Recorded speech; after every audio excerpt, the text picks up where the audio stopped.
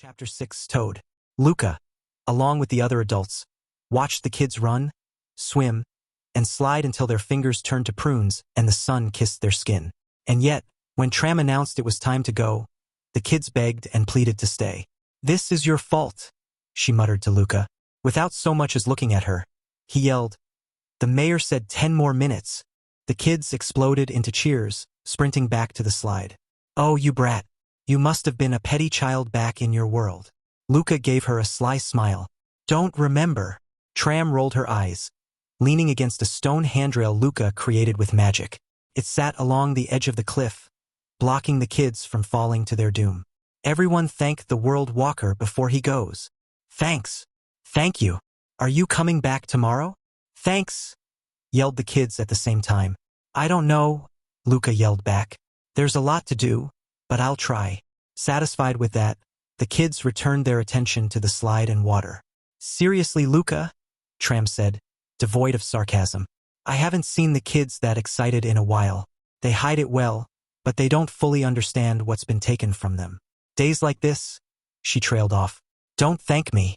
I just did, well, you saw. Magic. I didn't even break a sweat." The mayor shook her head softly. "You care, and that's something most take for granted. Ever since the mine collapsed. Bah! Look at me getting ahead of myself. Thank you, World Walker, for a morning of fun." She held out her hand, a handshake. "I hope that I'm doing this gesture right," she said. Luca took her hand and gently pumped it up and down. "Perfectly." A large hand clapped him on the back. "You must be hungry after all that magic," Frankie said, his smile wide, showing off his pierced tusks. "You like meat? Do humans eat meat? Or is that elves?" "Elves are vegetarians," Eve supplied. "The surface ones at least. Humans eat whatever." Luca felt the need to speak on that. "I do not eat everything." Of course. We orcs don't eat everything either. Like emu or wolf." Sebi let out a loose growl. Frankie translated. "He says he wouldn't eat orc or human, either." The wolf made another noise.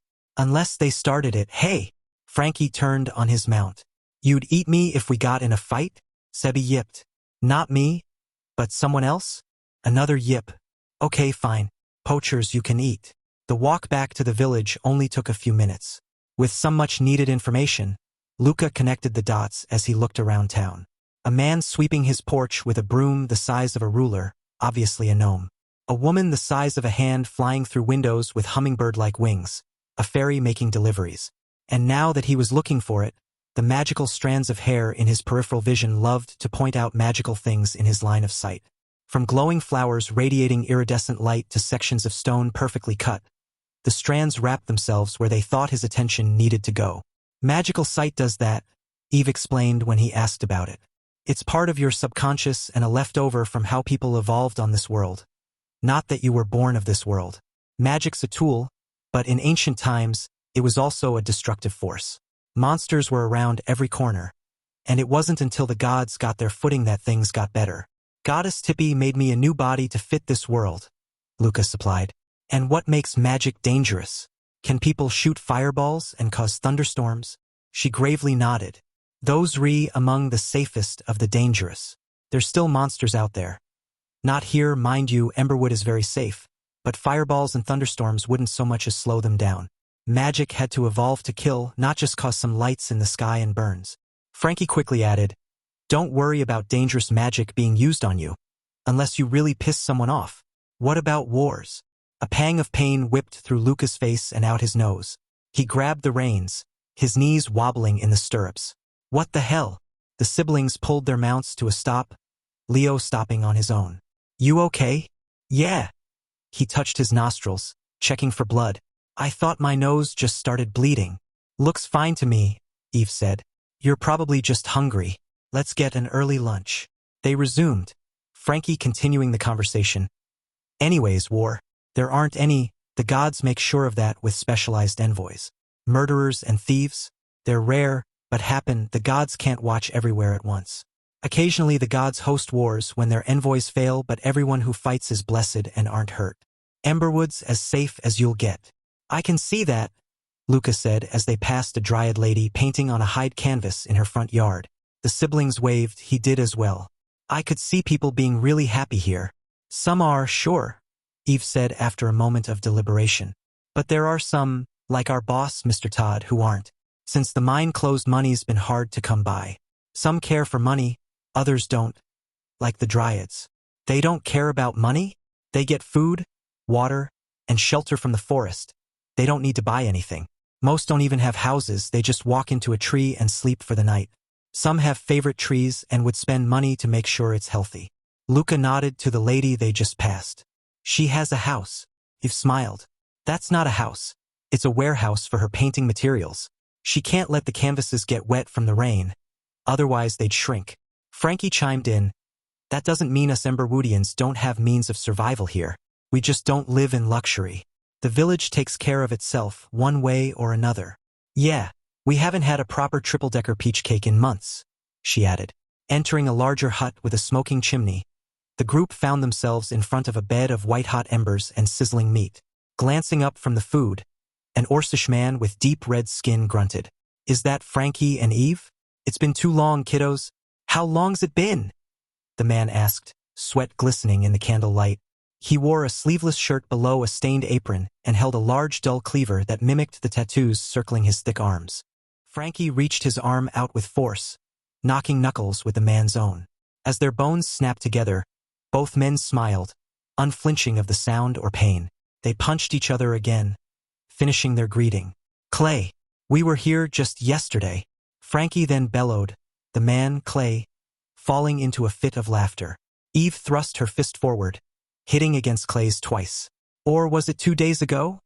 She asked, holding back laughter of her own. The man casually reached over and flipped a piece of meat with his bare hand. Juices fell onto the coals, flaming up around his fingertips. One of his cleaver tattoos then glowed bright blue. Does that not hurt? Luca asked. Clay looked over, his laughter dying. Huh? Never seen a runic tattoo.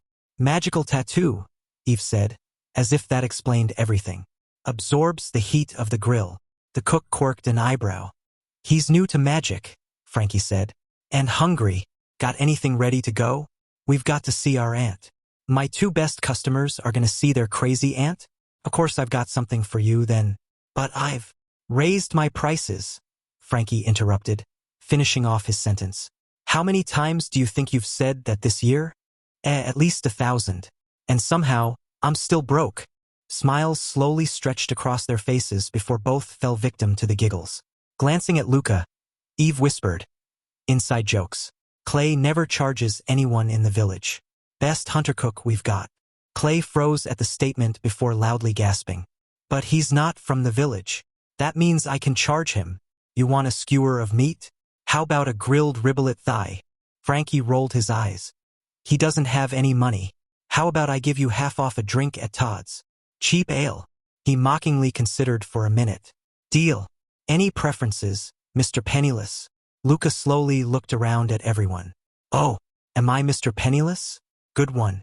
2 hours isn't a lot of time to amass wealth. Frankie clapped him on the back. He's got you there, Clay. Just give us 3 regulars and enough for snacks for Sebi, Leo, and Olive. He's got me where? The man asked with his back turned. He slammed his cleaver into a hunk of meat before shoving it onto a thick orange leaf, then repeated several more times. How does what he said make any sense? What happened 2 hours ago? He held out the platter of food, which Frankie took with a salivating grin. Bye, Clay. Thanks for the grub. Frankie trotted outside. Luca followed closely behind. Wait, what happened 2 hours ago? Eve hesitated in the doorframe. He was born. She gave a wicked wink. Outside, Frankie unwrapped the steaming meat and threw a couple chunks to Leo and Sebi. The wolves gobbled them whole. Then he tossed one to Olive, who snatched it out of the air then instantly dropped it on the ground, rolling it in dirt. She proceeded to peck at it until it shredded apart from the bones. He held a hunk out to Luca. Gingerly, the world walker took it and sniffed it. It smelled like salt and thyme, albeit more pumpkin why than not. What is it? Riblet. Luca blinked at him. A type of toad, I think. This is toad? This piece alone is bigger than any toad I've ever seen. Luca held up his other for reference, showing that it was the same size as his fist. How big does a riblet get? Frankie tore a bite off the bone, glancing at Leo. About his size. Eve took a piece off the top of the pile. Riblet aren't even the largest size of edible toad. Some dire variants take up entire lakes. Giving the meat a small nibble, Luca paused. There's no giant toads hanging out in Emberwood's lake, right? She wiped her lips of grease and juices and motioned at the food. Where do you think this comes from? Loudly and very purposefully he sighed, taking a bite. When in Rome, Riblet tasted like canned pumpkin and had the texture of gamey quail. He choked it down. Does pizza exist in this world? PZA? Frankie asked. Flatbread with tomato sauce, cheese and toppings? Maybe. Our local baker usually only makes bread and pastries. Well, you've got tomatoes and cheese, right? The silver or red kind of tomato? Silver. He stopped himself. The red, yeah. We've got those. If you want the silver, you'll have to go into the city. Luca tossed Leo the rest of his toad. I think I know a food the kids would like. PZA? Pizza, yeah. Maybe they could even make their own. I remember doing that as a kid and having fun with it. He thought it over. I'd need to make an oven for them, but that shouldn't be too hard. There's plenty of stone to go around. Is there a fire glyph? Eve tore her eyes from Olive, who danced on an ant hill and slurped up the tiny defenders as they rushed out. Sure. Fire, magma, heat, smithing, each with variance in power, space, and temperature. What do you need? Just one to start a fire. Does dried emberwood have a good taste? The best. With his mouth full, Frankie asked. So you want to go back to the lake tomorrow? If you don't mind. If you two have work, then I think I'd be able to get back there myself. Tram seemed nice enough as a host. Eve hummed at that. She liked you. What makes you say that? She didn't curse you out the moment you said something dumb. Frankie rolled his eyes. We've got work tonight at the bar. And of course we'd go back to the lake with you. You won't get rid of us that easily, World Walker. Thank you, Luca said, truly meaning it. I would probably be stumbling around that bar still if you two weren't there to help. They entered a grove marked by an overgrown pathway leading away from the village and around the lake. Occasional buildings cropped up among the trees, but most were nothing more than rundown huts or partially caved-in sheds. The dire beasts followed along, but at some point Sebi and Leo darted off into the bush, returning with a pair of muskrats the size of a ceiling fan. They promptly plopped down and ate a second lunch. They'll catch up when they're done, Frankie explained as everyone watched Olive try to steal Sebi's catch. The wolf growled at her, sending her sprinting to Eve. She peered around the orc, hissing. Eve patted her gently. You can't steal food from people, bird brain. Olive craned her neck around her rider's shoulder and ruffled her feathers in a big hug. Frankie grunted at the sight. That bird really is something. He turned to Luca. By the way, don't worry about feeding Leo. He'll hunt his own prey. Then he'll give you those big, old puppy dog eyes when you're eating. Grabbing Luca on the shoulders, Frankie locked eyes with him. Do not succumb. If you give him a treat once, you'll have to give him some of your food every time. Trust me. I can't even tell you how much succulent, tender meat I've wasted on Seb. A growl echoed through the trees. Love you, Sebi, Frankie yelled. The wolf went back to his meal, but kept an eye on the orc. Finishing the journey down the path, a house sat among the orange trees and overgrown shrubbery. Short, yet wide, the home was built from black basalt and magical wiring. To Luca's eye, the foundation glowed like Eve's water glyphs and sung with a gentle radiance. The air hummed, a song playing from within. Junk and trash dotted the yard. Stacks of worthless material gnawed through the grass like dead cornrows. Deep green vines and crumbly brown leaves filled the space in between, connecting the heaps to one another while blocking the pebble walkway to the door. All this junk, Eve spit, is magical. Don't touch it unless you want to get cursed. Frankie rolled his eyes. Auntie removed all the cursed items when we were kids. So she says. She cut her words off when the door opened. Basked in the glow of countless glyphs and the piercing light of refracting crystals. An Orcish woman stood hunched. With green, immaculately smooth skin, the woman was neither tattooed nor pierced. Instead, a headdress built from the stuffed corpse of an obsidian raven hung on her head, and dozens of necklaces of quartz dangled from her neck. Charcoal smeared around her eyes and down her cheeks, marking along her neck and down past her shoulders where they disappeared into her robes. The woman eyed the trio, then growled, All right, fine. Get in here already. The siblings glanced at each other before Eve whispered to Luca, Don't stare at the raven nor mention it. especially if she directly asks you about it. What? A wave of blue light pulsed from the woman's fingers, silencing his question. She snapped, magic and power following the gesture. The lawn quickly cleared of pots and pans, crucibles and magical artifacts. The junk reorganized, and the trash disappeared as if they were desert mirages. Then, as a whole, the lawn shrunk, pulling Luca and the siblings one step from the door whether they wanted to or not. Well then, who is this? She asked. Eve cleared her throat, taming the malice in her tone. Aunt Sol, this is Luca, a world walker. We came to talk about. A world walker, you say? Sol's voice trembled with the words. She took a step closer, nearly standing on his feet. I've been waiting for this day my whole life. Say, world walker, I've always wanted to ask your kind one simple question. Do you like my pet raven? She pointed up at her headdress, Luca's eyes following.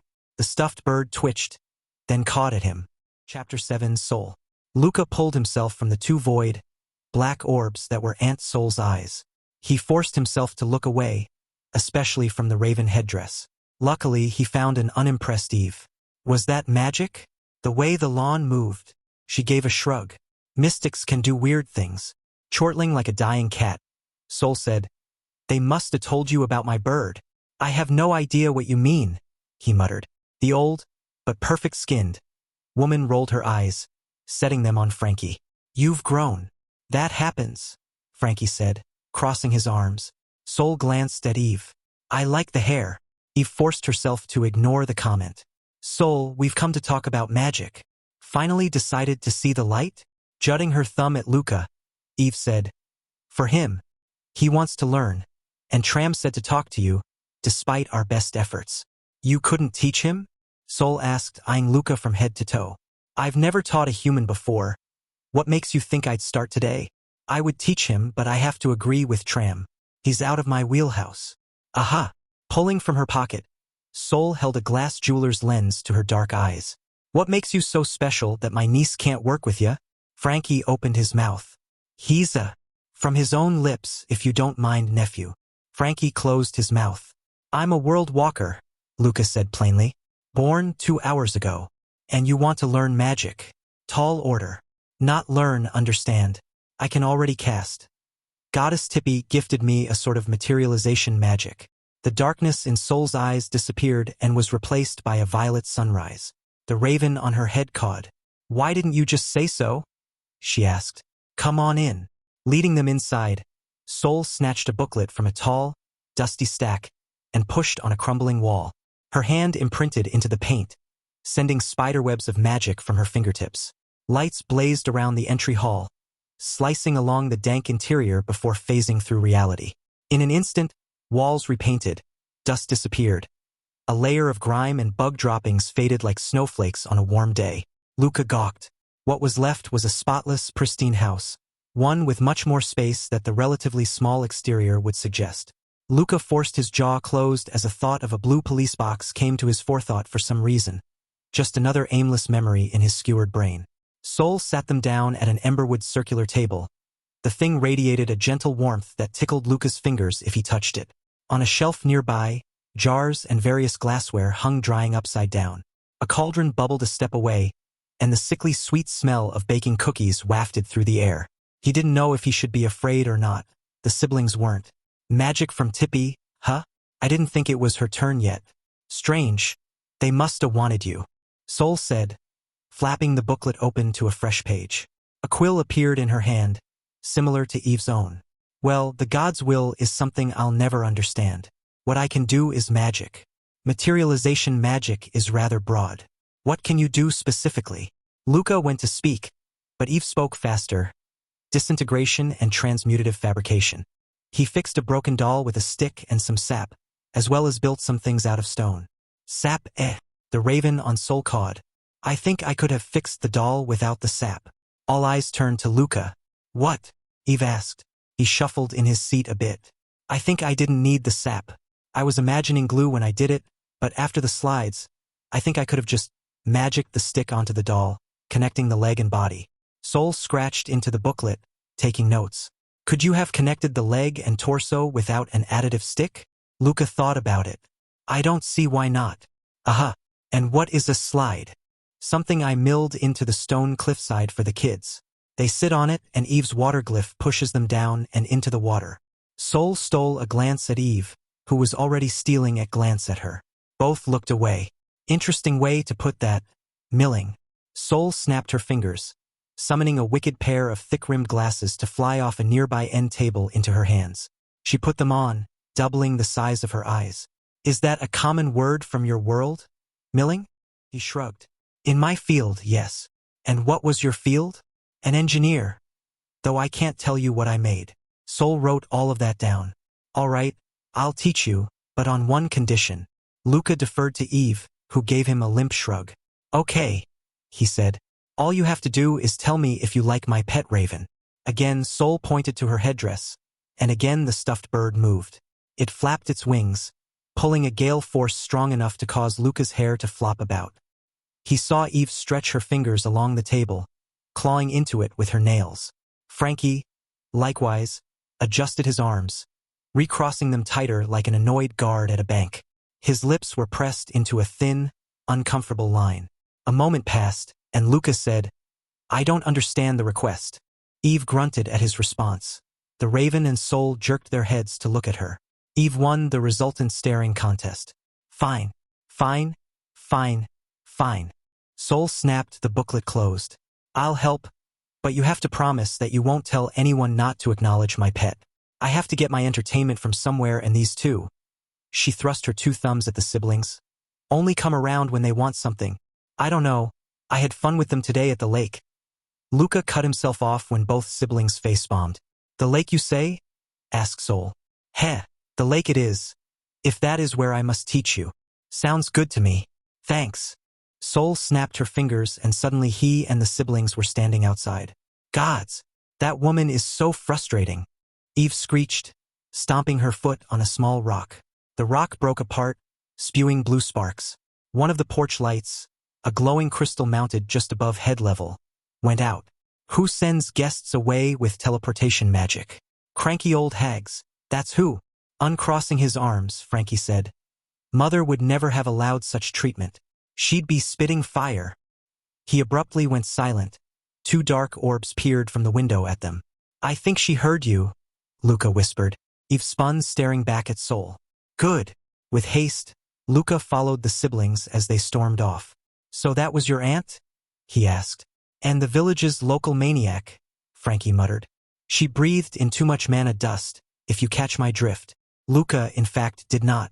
With her teeth clenched, Eve said, More importantly, it's her fault. Eve, stop. Am I wrong, Frankie? Tell me I'm wrong and I'll never bring it up again. He quieted his voice, but it still shook as he spoke. What happened was a tragedy. I'm as mad at her as you, but we both know her magic didn't cause the collapse. Scoffing, Eve dashed ahead, disappearing around a bend. Sorry about that, Frankie said after a long, deep breath. Eve is a sweet young woman, but can get hotter than an ember or ingot, especially when it comes to Aunt Sol. Can I ask, or is it private? Luca asked. Tension leaked from the orc's shoulders, and they popped when he rolled them. He closed his eyes, slowing his walking speed. Eve, wrongfully, believes Aunt Sol to be the reason everyone died at the mines. Aunt Sol was asked to blast through the mine's deepest point to look for more ore. They found some, and she left for the day while everyone else mined it. The cave collapsed not long after. Aunt Sol tried to evacuate everyone but couldn't, not in time at least. She got the bodies back eventually. Luca was quiet for a long moment. Did Sol make a mistake? Was her magic too damaging to the mine? Nope, she used a very specific, very safe spell to excavate. All signs showed that the mine was safe to operate. We don't know what caused the collapse. Then why did Eve say it was her fault? Doesn't sound like it was to me. Frankie pulled out a small tin case from his pocket, unwrapping its stained fabric cover. Opening it, the very bitter scent flooded the immediate area. 2 rolled leaves sat within, each about the size of a thin carrot. Frankie put one in his mouth and snapped his finger, creating a flicking candle flame on his fingertip. He lit the cigarette. From the corner of his mouth, he blew out his flaming finger. Simple cantrip, if you were wondering, he said, puffing iridescent smoke. I was never one for magic, but I can do a few bar tricks. He took a long drag, leaning his head back to watch the canopy shuffle in the wind. He then passed it to Luca, who hesitated with it. A rainbow of smoke perfumed the area. It smelled like bitter blueberries.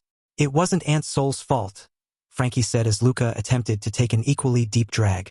But sometimes it's easier to blame her for the collapse, rather than what she actually did. Luca's coughing caused the orc to pause. It's good, right? Best prism puff we've got around here. I have to take a special trip to Sneerholm to get it. The World Walker glared, shoving the joint back into Frankie's hands. Why is my nose tingling? That's just the hallucinogens kicking in. You'll be fine, they're pretty mild. Mild for an orc or a human? Oh, not sure. Frankie looked away, taking a quick puff. Anyway, blaming Aunt Sol for the collapse is easier than admitting she didn't raise us. She was never there for us after both our parents died, leaving us as orphans. She gave Eve some magic lessons, but he took another puff. Mayor Tram was more of an aunt to us than Sol ever was. I see, Luca said, watching the bark on a nearby tree move in a spiral. I don't want to stick my nose where it doesn't belong, nor do I want to presume anything. Frankie held up his hand, waving the smoking joint around. Aunt Sol was grieving too. She lost a sister and a brother-in-law. She also blamed herself for the collapse, despite everyone knowing it wasn't her fault. I can understand why she became a shut-in. I can understand why she was reluctant to take care of us. She never asked for two little kids to be thrust at her. I get all of that. Eve does too, deep down. He held it out for Luca. The earthling took another drag. But she abandoned us when we needed our family, Frankie muttered, his words causing the trees to stop spinning. Luca breathed out hot smoke. I'm sorry, man. I am too. Should I cancel my lessons with Sol? I don't want to make one of the 3 people I know mad. Nah. Honestly, Eve needs to grow up a little. Don't get me wrong. I'm mad as hell at Aunt Sol, but I know I can't ignore the woman forever. Luca went silent at that. He wanted to help them. He wanted to help everyone. It was strange, wasn't it?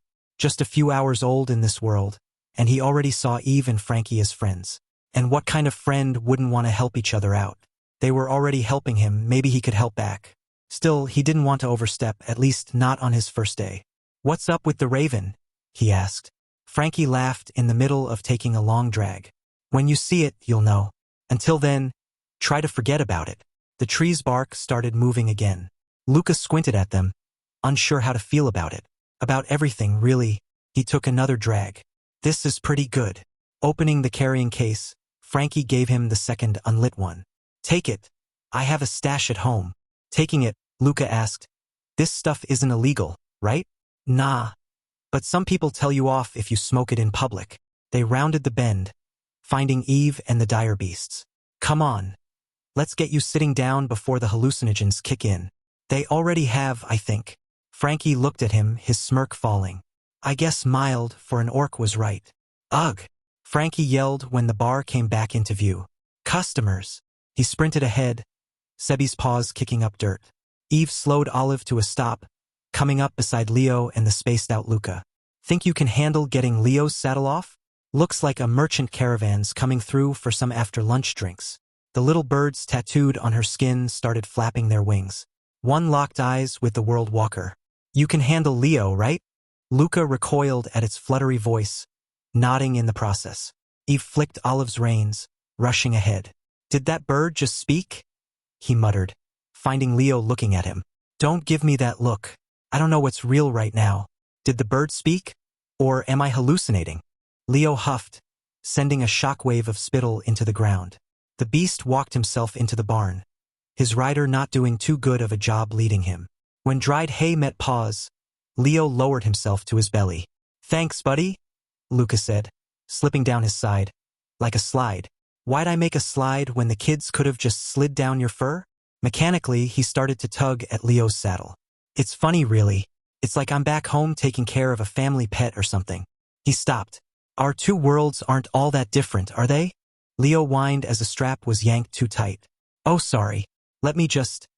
The leather fell through Luca's hand, disappearing into the forest that was Leo's fur. Everything's just moving. I don't. Let me help, child. Luca and Leo stirred at the voice, finding a woman with skin made of sunlight and hair woven from happiness. Goddess Tippy. She wiggled a finger, unleashing the saddle. It fell limp to the side, kicking up dust and hay. She frowned, the small gesture sending a wave of light from her shoulders. The magic cascaded down, rolling into the barn and removing the grit and grime. Maybe try a weaker strain next time. And like that, the goddess disappeared. Luca smacked his lips. See, I'm not sure if that was real or not. Leo, who had been breathing in second-hand hallucinogenic smoke, nodded in agreement. I think I need to sit down. His body led the way, his mind reeling to catch up. He'd been here only a few hours, and yet, it felt like weeks. Colors saturated as he snuggled himself into Leo's fur. The wolf accepting his fate as a pillow. It was strange, right? Magic, orcs, dire beasts, gods. Earth felt so close, and yet he didn't want to go back. Not at all. Life here was different, but also similar. It was nice. It was warm. Mayor Tram and Aunt Sol were interesting. But Eve and Frankie? The kids? He smiled, closing his eyes. The barn was spinning. He was spinning. Was he nervous? Was he happy? Tears streamed down his face as he hugged the wolf. The darkness in his vision reminded him of his actual home. Oblivion. Of death, his death. He didn't want to go back there. He wanted to live. He wanted to. War. He remembered war. A memory, a single clear picture of his life before death. He stood in a street overflowing with blood and watched a pair of jets boom across the sky.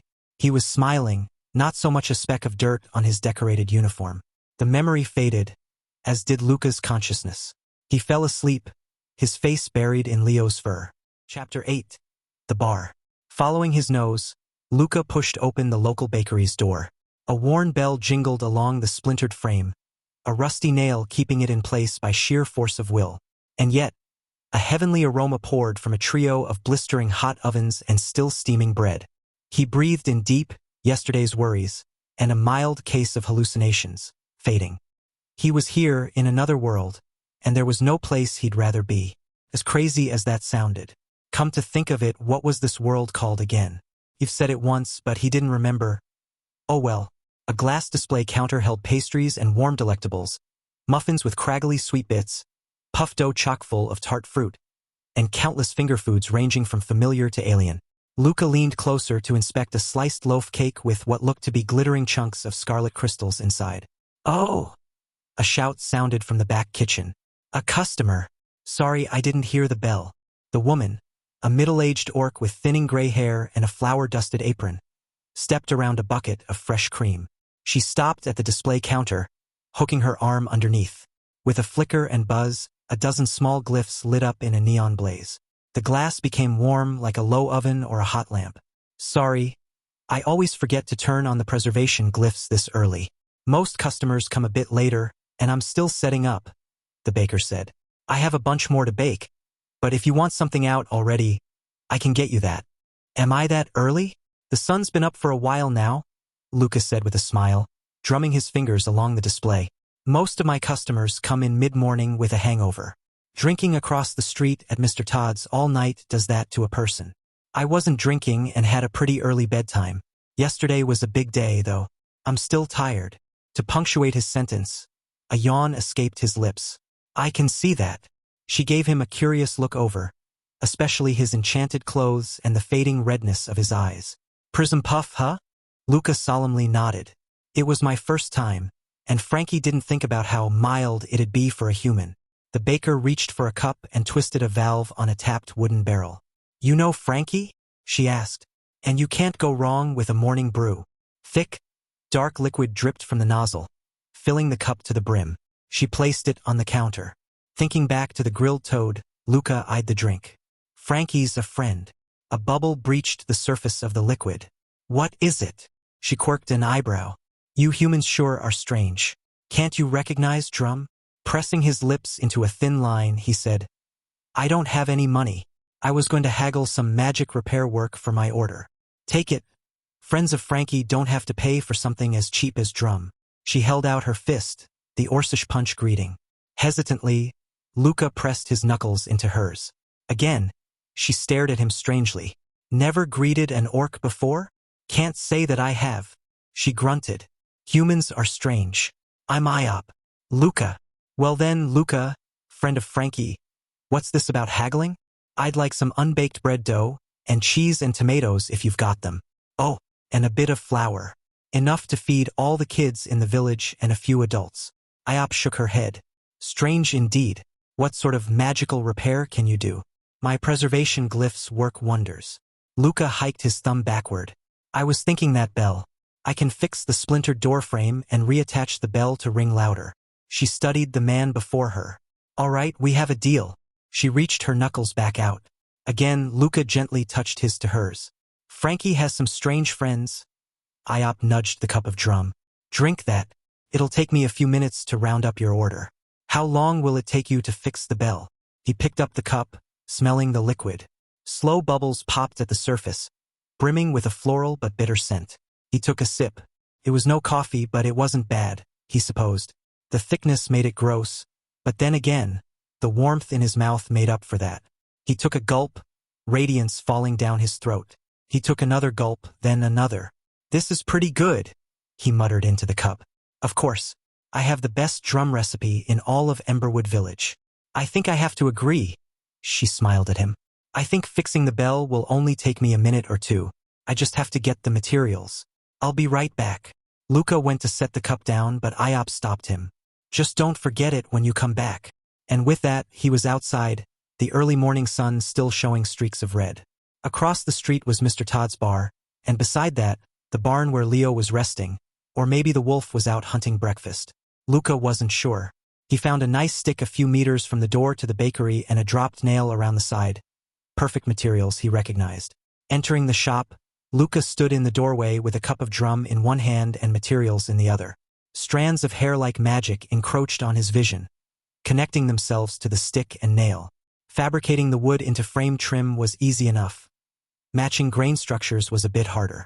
Either way, the door took on a new look within moments, its splintered edge only needing a fresh coat of paint. Luca split his magical focus between the nail holding the bell and the one in his hand. Half of his strands yanked the old one from the wall, keeping the bell in place, while the others manipulated the new one. In seconds, he merged the two nails while scraping away the rusted layers. The new nail was a bit thicker than the old, but it held the bell up. The only issue was that a dusting of rust littered the shop's ground. Luca brushed some with his shoe before realizing he was an idiot. He had magic. The strands dragged the rust outside into the grass. He took another sip of drum and closed the door. The bell rang perfectly. After gathering his order from Iop, following his nose, Luca pushed open the door to Mr. Todd's bar. The air inside was thick with the scent of bile, sick, and cinnamon. Adjusting to the low candlelight, Luca found the source for the first two right away. A drunkard dwarf passed out with vomit running down his hairy chest. The man sat on the ground in a small cubby, his head slumped over his lap. A bucket of water and a dirty mop lay beside him, along with various cleaners and gritty sponges. Deeper into the cubby was storage, and yup, Luca spotted a spilled sack of ground cinnamon. The man had dusted himself in the stuff. Luca! He turned, finding Eve exiting the back room dragging a dwarven woman by the scruff of her coat. She wasted no time rushing the woman to the door, tossing her out with just a shove. The woman shouted obscenities as she landed in the dirt. Eve slammed the door, wiped her hands off on her pants, muttered something when she saw the passed-out man in the cubby, collected herself and put on a big OL smile. Luca, we were worried about you last night. He followed her to the bar top, setting his bakery order down. When we got back from your aunt's, I just kinda passed out. Prism Puff might not be for me. Eve dunked a mug into a barrel, dropping it before Luca. Water always helps after a good smoke. That and JR. Drum, he said. Good stuff. She eyed the bakery items. Iop makes the best. Best I've ever had. Cracking a smile, Eve said. Because it's all you've ever had. He took a sip of water. It was ice cold but had a mineral aftertaste. Anyways, sorry for ditching you yesterday.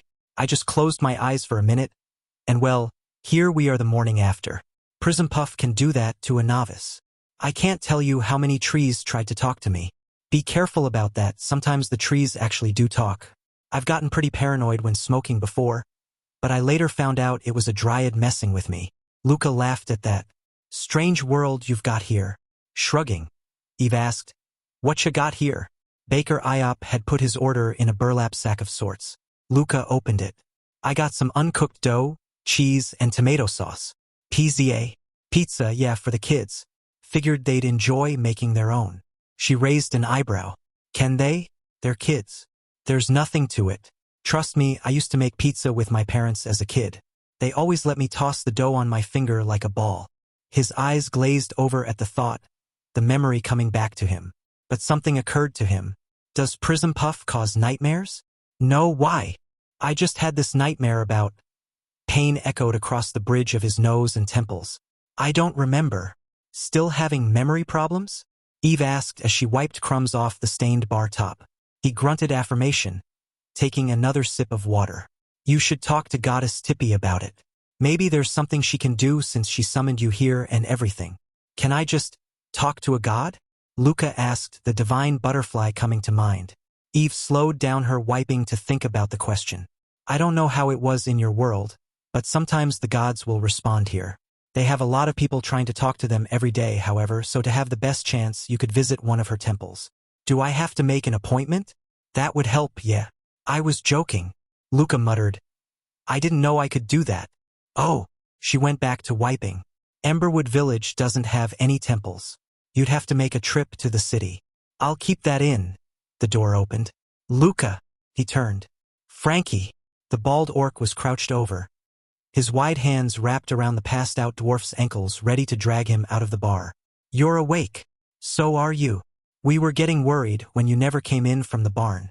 But we were getting slammed with customers and couldn't check on you until later. Eve then supplemented. We gave someone a free beer to make sure Leo didn't maul you or something. She said you were asleep in the little wolfie's fur.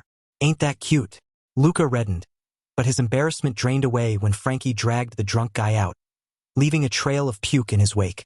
Does it always get this trashed? He asked. Nah. A dwarven security convoy stopped here for the night.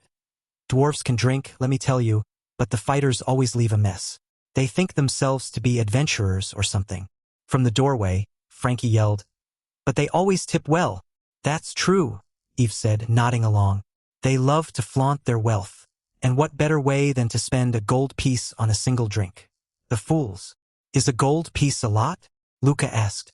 She froze in place for a second. I always forget you're new here. A gold piece pays for a round of drinks, not a single drink. But hey, who am I to complain about a massive tip? Mop in hand, Frankie said. Just sucks that security convoys don't come by all that often. Emberwood is in the middle of nowhere. In the back of Luca's mind, he wondered if there was anything he could do about that. Chapter 9. Oven. PZA? Mayor Tram asked, her nose hunched into her piercings. Luca removed his bakery order from the sack one by one. Pizza, yeah? The group sat at the same picnic table as yesterday and watched the children endlessly slide into the lake. Sunning themselves nearby, Sebi and Leo laid across a section of warmed black stone, their tails wagging. Olive the emu was digging for grubs to eat. Eve cleared her throat and said, I think it's like Magnerfault. Then, for Luca, she added, flatbread with a thick stew on top. What kind of stew goes on pizza? Tram asked. He answered, tomato and cheese. Sounds interesting. The kids will get a kick out of it. A kick? Luca blinked a few times. They'll find it interesting. Ah, I better get to work before the kids start complaining they're hungry. What's your plan? Frankie asked, Leo's saddle in his hands. He adjusted the straps and belts, resetting them. Pizza needs a stone oven to be cooked right. And since we don't have any bricks, I figured I'd just make it out of raw stone. Everyone looked at him. What? Eve spoke for the orcs. Can you do that? The slides are impressive. But an oven? Luca hesitated at the question before bending over and picking up a piece of chalky limestone that was mixed in with the black basalt. Holding the rock like a pen, he began to draw. College, aerospace, structural design. Countless hours of hand-designing machinery and devices came back to him. Mr. Rossi was a traditionalist when it came to computer-aided design software. In the man's own words, who's going to sue a computer when a plane falls from the sky because of some integrated bug? No one, because they'll all be dead. Luca paused his sketching to glance at the sky. Airplanes. Huh? I designed airplanes? Everything okay? Tram asked, studying his face more than the chalk outline. Ignoring her, he went back to work. A pizza oven needed only a few things. A baking stone, a heat source, and an insulating dome. But a good pizza oven needed something a bit more involved, convenience. Luca drew another line, giving his sketch depth. He leaned back, finishing the design. "Huh," was all Eve said. "You didn't tell us you were an artist." Frankie laughed. Luca noticed a mistake and corrected it. "I'm not. This is just a design sketch. I'd fail if you told me to draw that tree over there." Miserably. "What if I told you to design that tree?" He hesitated, causing the orc to adopt a wide grin. "Anyway," Luca said, looking around. A small boulder rested nearby. "I just need the stone. That'd be perfect for the base. But I don't want the oven too far from the table." "Oh, that's easy." Frankie hopped up from his seat, rounding the table. He trotted over to the boulder, setting both hands on either side. Breathing out harshly a few times, he bent his knees and lifted. Veins bulged across his arm and up his neck. His previously large muscles inflated, tightening against his green skin. He roared, his tusks looking more like fangs.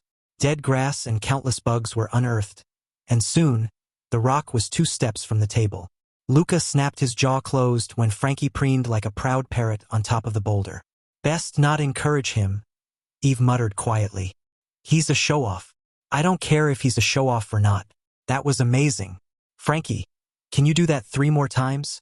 Frankie's face fell. No," Eve burst out laughing. A wet, massive nose pressed into Luca from behind. He turned, finding the 2 dire wolves and his shirt soaked. Leo bowed into his front paws, sticking his butt and tail high into the sky. Conversely, Sebi waited like a gargoyle statue, sitting low on all 4 paws. "They want to help," Tram said. Luca pointed at another boulder. "Fetch!" Both wolves darted away, crashing into the boulder at full speed. They snarled and bit at each other, their teeth soft and their voices playful. In the end, Sebi's extra size proved vital, and another boulder was added to Luca's collection, dropping it off like an arcade claw machine. He pointed to 2 more rocks, Sebi winning each game of fetch. Sebi carried 3. "Why couldn't you?" Eve asked her brother, who muttered obscenities at her. Ignoring them, Tram asked, "Are you sure this is going to work? When you made the slides, you removed material." Luca went over his designs one last time. He glanced at her. "This morning I fixed IOP's door and bell. Should be the same principle, just larger." Chiming into the conversation, Eve said, "Transmutative fabrication." "Yeah, that." The magical strands in his vision reacted to his will, snaking through the air before latching onto the first boulder. Luca closed his eyes, finding their presence like distant stars shimmering in the night sky. Gradually, the strands aligned themselves, bending and twisting together, mimicking the chalk design on the table. He envisioned the structure, a flat base anchored to the ground. The sides curved, spiraling upward in a dome pattern. Thick walls would keep the heat in while keeping the outside cool. And lastly, something to make the design pop. As a final touch, a carved series of simple geometric shapes cut into the edges, adding a bit of life to the otherwise bland oven. He opened his eyes and the magic surged. The base took form first, the strands easily moving the boulder Frankie strained to carry. The rock softened, becoming pliable, like clay. The strands kneaded the basalt, stretching and shaping it until it rose from the ground, solid and stout. Next was the baking stone. A boulder rose into the air, Luca's magic lifting it without worry. The rock flattened wide, and the top smoothed until it reflected the blue sky. The strands carved into it, etching a checkerboard pattern into it to combat potential sticking. More stones floated up and over, melding together and forming one continuous mass. It bent around an invisible mold, a dome shape with a door cut out to cap the oven off. Luca's magic ended abruptly, the leftover stone all falling to the ground. He wobbled slightly, the picnic table suddenly becoming a soft sofa. He sprawled on it, sweat dripping from his face and ruining the chalk design. "That wasn't so bad," he uttered to himself. The orcs openly gawked at both the World Walker and the oven, everyone forgetting how to speak, at least, until the caw of a raven echoed through the forest. The bird swooped down from a nearby branch, landing atop the oven. It cawed again before exploding into a cloud of purple smoke and gangly feathers. The crunch of bones sounded from within the mass as a dark aura filled the space. A giggle escaped the terrible noise, then a silky smooth green hand draped in silver and green bracelets. The smoke blew away, revealing Aunt Soul standing tall, her raven headdress missing the raven. "Very impressive, World Walker, very impressive." She locked eyes with him. However, very inefficient. Now it was Luca's turn to gape. Did you just kill that bird? What? The woman growled. Did you not recognize a shape-shifting spell? Where's the raven on your head then? Sol looked up, finding her headdress empty. She cursed to herself, sticking her fingers in her mouth and whistling. The sound shook the trees, summoning the stuffed bird from a nearby branch. It landed on her head, stiffening into taxidermy. Familiars, love em or hate em. She jumped from the top of the oven, falling with the grace of a feather. Eve sighed and said, "At least we know your oven is sturdy enough to handle someone's weight." "Would that be a normal issue?" asked her brother. Ignoring them, Sol pushed herself into the crowded picnic table seat. "As I was saying, World Walker, your magic is very inefficient. It's time for your lesson in magic." Mayor Tram's nose wrinkled. "Could it kill you to put on some perfume? You smell like a bird." Chapter 10, Learning. First thing to learn about magic. Everyone sucks at it, except the gods. Sol crossed her arms and smirked, staring at Luca like a kid with a trophy. But World Walkers are different. Their magic comes directly from the gods. So, in conclusion, you're going to double suck at magic. Double suck, Luca echoed. At the same time, Eve spoke, her face locked in deadpan. "Wow, come up with that thesis all by yourself? Now, dearie." Mayor Tram patted her on the arm. "Give your aunt some respect. She was top of her class at Rockyear University." "Allegedly," Frankie coughed. Squawking on her head, Sol's raven caught out a series of bird curse words. Sol ignored the comments and said to Luca, "All magic, even the divine kind, originates from the same basic principles." At his confused face, Eve added, "Like how all cloth is formed by weaving. The threads may change as well as the detail and quality, but at the end of the day, cloth is cloth." Luca hummed to himself. "I think I understand." Sol scoffed. "No, you don't. But maybe one day, 10 years from now." "Don't be rude, crone," Tram calmly stated. The resident mystic glanced at the mayor and back to the World Walker. "Interesting little get-together we have here, now that I think about it. You should have seen the divine butterfly yesterday." "The what?" Tram raised her hand and looked over to the playing kids. "Don't worry about it." Before Sol could respond, Eve interrupted. "Please, Auntie, can we move on?" The raven cawed at her. Children these days are always rushing things. Sol reached over and took Luca's hands. She held them tight when he tried to subtly slip her grip. Divine magic is the same magic as normal magic, just better. Simple burlap versus Layberry silk, to use the earlier analogy. Both a form of cloth, just one's better. Objectively, Eve crudely added. "Bah!" Sol threw her hands up, releasing Luca. "That's the modern take. Back in my day, all divine magic was better than mortal magic on principle. But these new coming mages and mystics," she scoffed. "I pity your generation is all I'm going to say on that matter." Luca stole a glance at Tram, who limply shrugged. Okay," he then said. "Where are you going with this, Sol?" "Anywhere I damn well please." She held her nose high. "You have divine magic, but you are not divine. Therefore, you double suck since divine magic is, objectively, better than mortal." Eve rolled her eyes. "Double, therefore your magic is powerful. But you are not. Hence why you were so tired after making an oven." Frankie spoke up. "To be fair, it's a nice oven." Sol stared at him until he looked away. "It's a small feat, nothing compared to what you will be doing later." Tram quickly added, "But a feat, nonetheless. Don't rain on his gnomish cake, Sol, otherwise you'll stunt his growth." Luca looked between the two old women, their appearances opposites. Tram was wrinkled and sporting piercings and tattoos, while Sol was fair-skinned, smooth, and without so much as a drop of ink or piercing on her. Instead of interfering with their staring contest, Luca asked, "What's a gnomish cake?" Frankie answered, "Gnomes, for some reason, make really good cake, and for it to be rained on would ruin it." "Are they small?" "No, why would they be?" Luca paused. "Because gnomes are small?" "Oh." The bald orc's eyes opened wide. "Ha!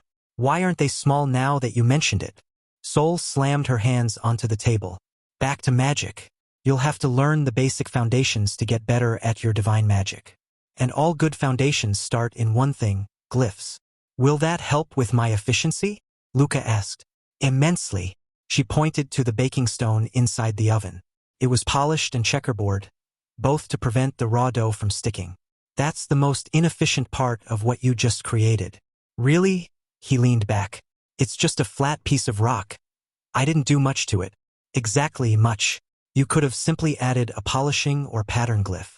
I was trying to reduce sticking, then a slick glyph. That's even more efficient. Better yet, imbue the whole oven with a kitchen cluster. Cluster. A series of well-defined glyphs that are often used together. Kitchen cluster has sterilization, non-stick or stick, preservation, self-clean, temperature regulation and retention, centimeter, and 24 more. Helpfully, Eve added, clusters are very simple to make. Instead of drawing dozens of glyphs, you draw a single one that contains all the others. Essentially, they are pre-made shortcuts. Luca nodded along. But how do I learn glyphs? Seems like a lot of memorization. A thick tome bulging with loose papers appeared an inch off the table. Fell hard, expelling years of dust and dirt. Besides Sol, everyone waved their hands before their faces and coughed to the side. Read this, she said. It has everything you need to know about glyphs in it. Luca frowned at the leather-bound book. Wooden veneer circulated through the cover and spine, slowly sneaking in a closed loop. Over the course of a few seconds, the wood spelled out the word glyphs, twinkling as it went. From there, the wood retreated across the cover, inscribing circles and geometric patterns. Don't try to memorize it all at once, Eve muttered. Trust me on that. Looking at her, Luca asked, mind adding a fire or heating glyph to the oven? It needs to preheat. Sol snapped her fingers, sending the tome into a frenzy. It wobbled and thrashed, bouncing from page to page until landing upon an early chapter. On the left page, a diagram explained each point of the set of circles and squiggles, a heating glyph. On the right page, the details were expanded along with information pertaining to the squiggles. Heating glyphs are simple, Sol then said. A basic elemental base circle and a few limiter additions. Which are they? The squiggles. Luca snapped his mouth shut. Eve pointed at the topmost squiggle. That one deals with temperature. She moved to the next. Radius. The third squiggle was more rectangular. This one specifies what kind of heat. Roasting, hot ember, sunlight, dry, and so on. For an oven, we'll go with roasting. Sol took the last squiggle. And that one's the power limiter and timer. You don't want the glyph to explode if you make it continuously heat up. Why would you want that? Luca asked. Weapons. Eve rolled her eyes and stood from the table. From her pocket, she pulled her etching quill. It was pure white and simple, like it had been plucked from a cockatoo rather than an albino peacock. She reached deep into the oven and started drawing. Sol said, quills are the favorite tool of many for inscribing things with glyphs. And while it's an art form in and of itself, you're never going to learn the discipline. Watching thick orange lines cut ethereally into the inside of the oven, Luca asked, what do you mean? You've got divine fabrication magic. When you make something with your magic, you'll just add the glyph to it. No need to hand draw. I'm not sure what you mean. Sol sighed, picking up a rock. She slammed it down next to the tome's heating glyph diagram. Carve the glyph into the rock as thin as you can. Frowning, Luca willed the strands in his vision. They connected to the rock, milling away a layer of stone no deeper than a hair. When it was all said and done, he blew on the rock, sending dust into the air. The rock started to get hot. Going for the exploding kind of glyph, Sol picked it up and waved it around. Everyone sitting leaned away when it got close. Destroy the damn thing, Sol, Tram harped. Before you get one of them killed. Ignoring her, Sol asked, do you see now, Mr. World Walker? You carved a perfect glyph into an uneven surface. You'll never have to pick up a quill. Luca reached his hand out. She casually dropped it into his palm. He instantly dropped it, letting it bounce off the wooden picnic table. Where it landed, the wood burned, and where it touched Luca's hand, his skin seared smooth. He yelped in pain. Sol snapped her fingers, and her stuffed raven darted off her headdress, snatching the rock in its talons. It then flapped high into the sky, bringing the ticking time bomb with it. At the same time, a rush of magic circled Luca, coalescing around his hand. Blue light extended across his palm, prying his clamped fingers open and rubbing into the seared skin. Relief flooded the World Walker, and time reverted, healing his wounds. What was that? He asked. A simple time spell. Great for wounds. Sol bellowed. Is it time for lunch? The rock exploded in the sky, blasting a cascade of smoking pebbles at the group. The wind picked up at a flick of Sol's wrist, sending the pebbles off course. She smacked her lips. PZA, was it? Sounds lovely. Muttering to himself, Luca closed the tome of glyphs and began preparing the ingredients, at least until he saw a man and child approaching. Looks like we've got more mouths to feed. Frankie craned his head. That's Judge Ben and Ren. The little brat, Tram said, crossed her arms. Judge Ben wore glasses, the only orc Luca had seen to do so. He was relatively skinny, more lithe than lean. A wide-brimmed hat sat on his head, the kind old women would wear on Earth while weeding the garden. Rolling white hair cascaded down his chin and stud-pierced cheeks, wrapping together at the top of his nape. The beard jittered with his moments, the rocky ground causing uneven steps. The kid Ren was likewise an orc. Without tattoos or piercings, he looked like the other orc children.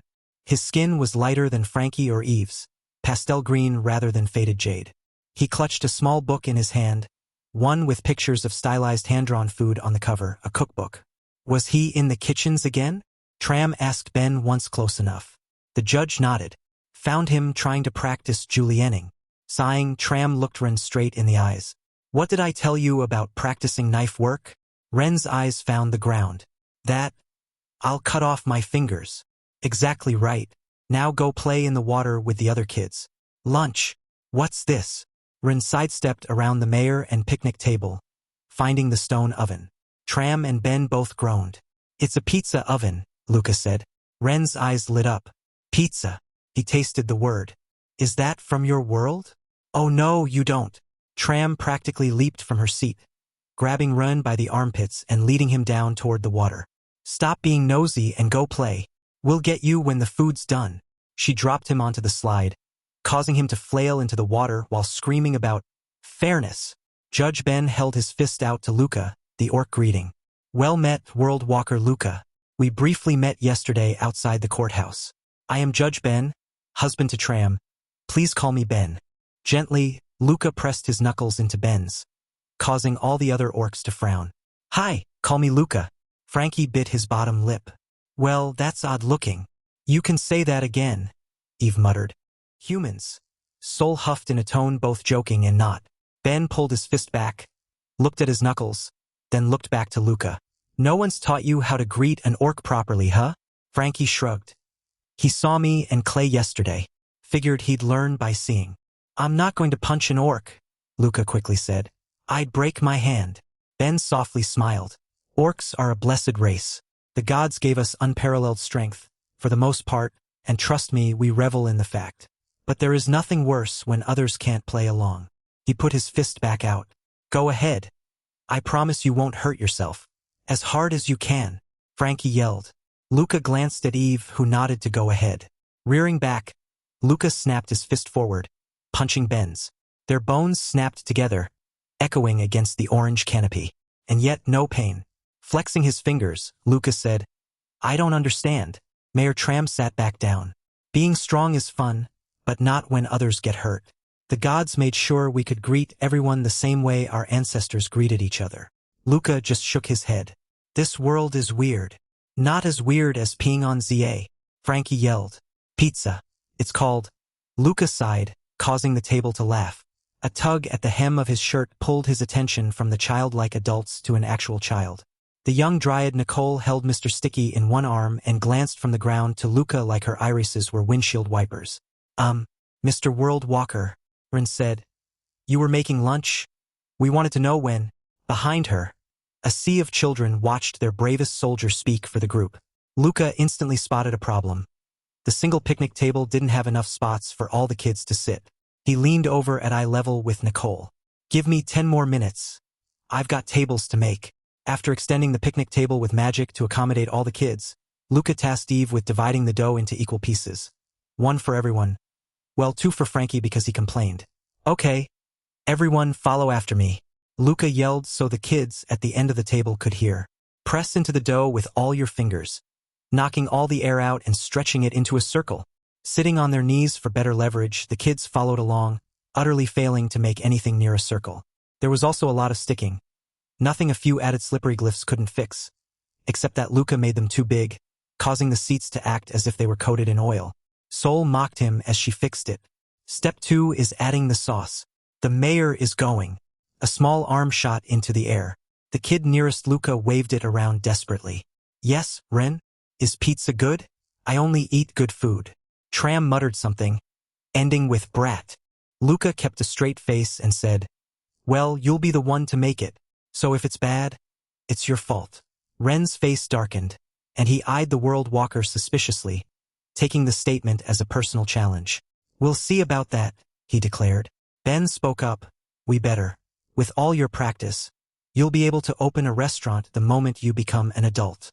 Ren's cheeks turned rosy. I'll have the best restaurant around. Frankie slapped his hand on the table, causing his oblong discs of dough to bounce. Stop interrupting. I'm trying to focus.